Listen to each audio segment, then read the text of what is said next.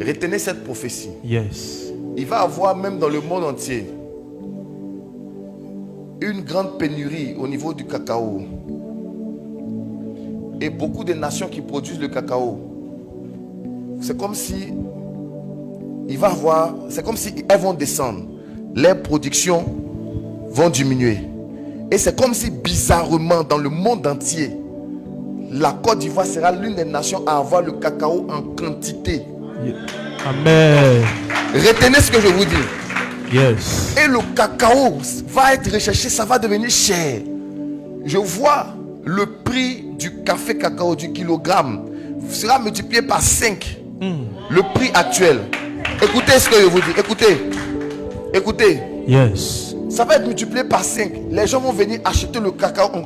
Et la prospérité de la Côte d'Ivoire sera tellement extraordinaire. Amen. Et c'est pourquoi, en ce moment où ne regardez pas la canne avec des yeux charnels. Regardez la canne avec des yeux surnaturels. Yes. En ce moment, la Côte d'Ivoire est le centre de toutes les attentions. Les gens pensent que c'est le football. Ce n'est pas une question de football. Yes. Les rapports de force sont en train de s'inverser. Et l'Afrique est un continent qui va monter en puissance. Amen. Et parmi les nations qui vont monter en puissance en Afrique, écoutez la prophétie. La Côte d'Ivoire sera dans le top 3 des nations africaines. Amen. Écoutez.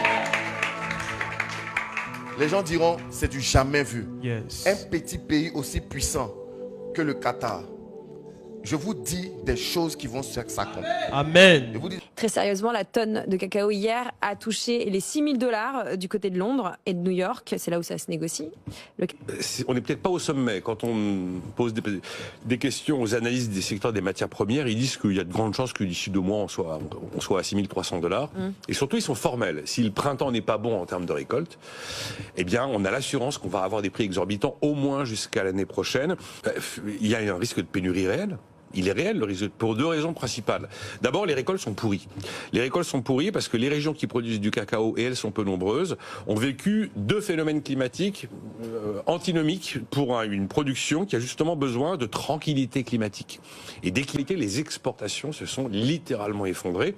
Et la deuxième particularité du marché du cacao, c'est pas le seul d'ailleurs, c'est que c'est un marché où même si vous en avez envie, vous ne pouvez pas diversifier vos fournisseurs. Vous ne pouvez pas avoir un fournisseur en Amérique latine, un en Asie. Non, la plupart de la production vient de 2 pays, uniquement 2 pays qui sont la Côte d'Ivoire et le Ghana. Il y a le Nigeria aussi, mais vous voyez qu'on est en Afrique de l'Ouest. Donc les phénomènes climatiques qui touchent un pays vont toucher l'autre aussi.